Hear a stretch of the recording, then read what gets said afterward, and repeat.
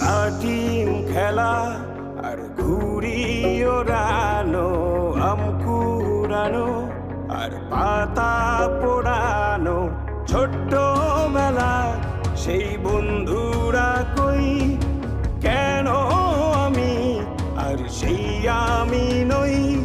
আজ অনেক বছর পরে খুঁজে ফিরি,